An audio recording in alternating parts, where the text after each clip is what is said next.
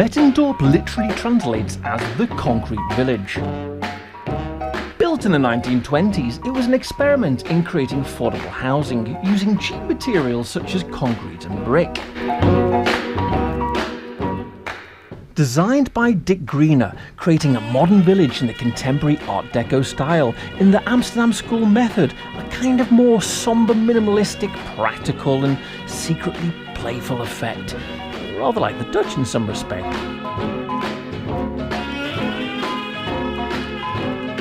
It was as if Northern Ireland had a baby with Miami's Ocean Drive and created this otherworldly village in the middle of nowhere, or anywhere.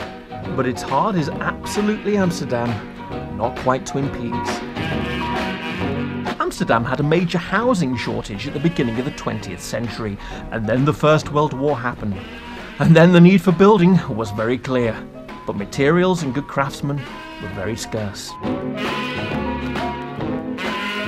Concrete was a relatively new invention, quick and cheaper to create, so between 1923 and 1928, about 900 concrete houses were constructed, right at the heart of the village using prefabrication methods, with a further 1,000 brick dwellings just further out.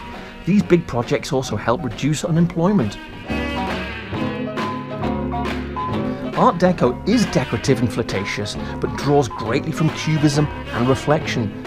Amsterdam's school movement is a little bit more subdued and slightly more working class.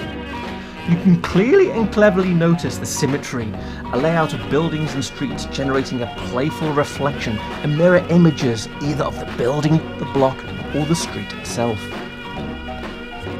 Amsterdam became known as the mecca for town expansion in this era, experimenting with development of practical living spaces, urban development, purposeful level of quality of housing for the masses, but thoughtful enough about generating open spaces, little gardens, rotating movement of people from the central and outwardly expanding community hub.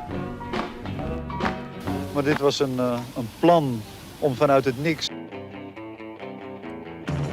Placed on the outskirts of the city, between a motorway and a graveyard, Betondorp has produced its own local heroes and characters. Dan heb je een bed, tafel, stoel, bestek.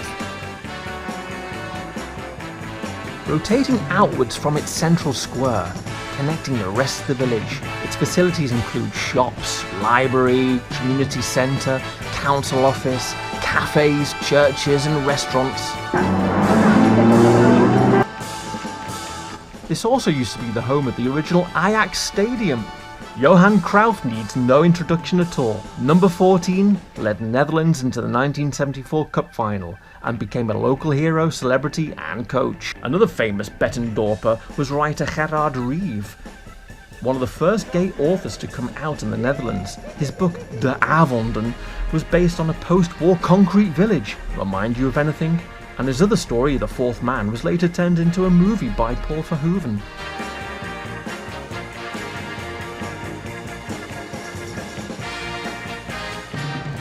This village was clearly a success, and its unusual quality can be seen and enjoyed by anyone. It's a short tram or bike ride right out of the southeast of the city. A fine living example of clever and creative thinking, beautiful design and architecture, especially if, like me, you have that great fondness for the Art Deco design. There is an absolute beauty and hidden gems in every nook and cranny of this wonderful bizarre village, but beware the garden gnomes, those cheeky little kabouters, they're hiding absolutely everywhere.